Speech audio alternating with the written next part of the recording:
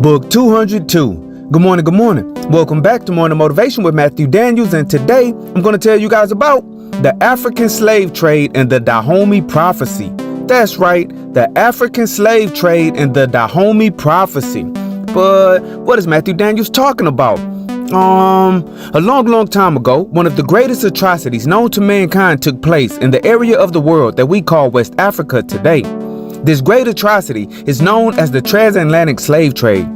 The transatlantic slave trade was a segment of the global slave trade that transported between 10 million and 12 million enslaved Africans across the Atlantic Ocean to the Americas from the 16th to the 19th century. Many historians have attempted to write about the origins of this event. However, none of them have told the world the unadulterated truth. One of the few people to know the exact beginnings of this trade is one of my ancestors, no less, who lived in Africa when it all began.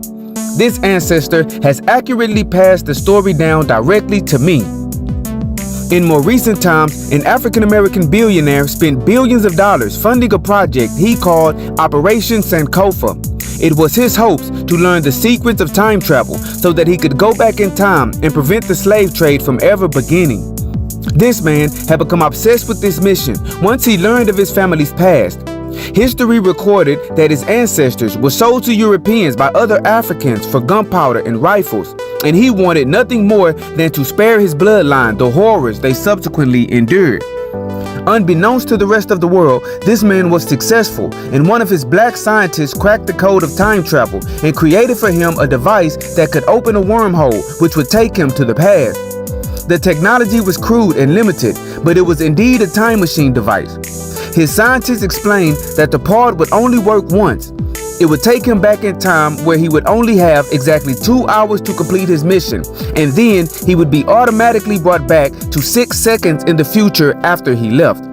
Wasting no time, the billionaire stepped inside of the time machine and set the coordinates for 1500 CE in West Africa. When he pressed the button, the device instantly disappeared from his lab and took him to his destination. Looking at his watch and knowing he did not have much time, the man exited the time machine and found himself in the middle of my ancestors' village. Staring at him in shock and awe were many villagers who were going about their lives when he materialized.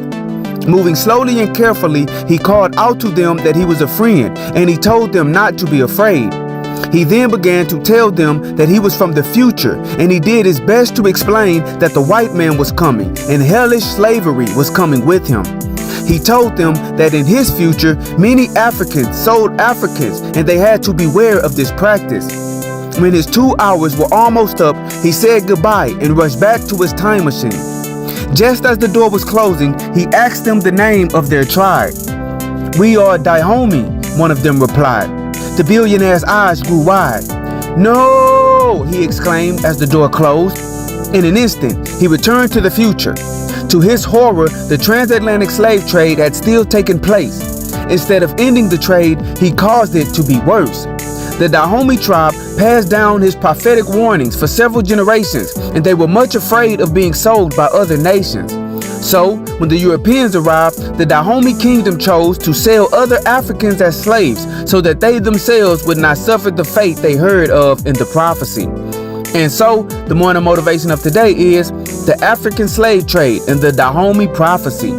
We can sometimes think if we could go back in time, we could change our lives for the better and make everything right.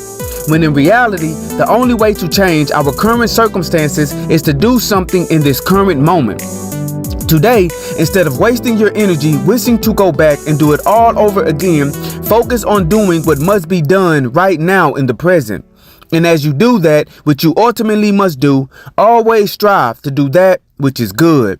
And remember, you are awesome, you are amazing, you are wonderful, and you are great. And you are going to change the world. I just hope I'm still alive to see it, family. I'm out. Good morning.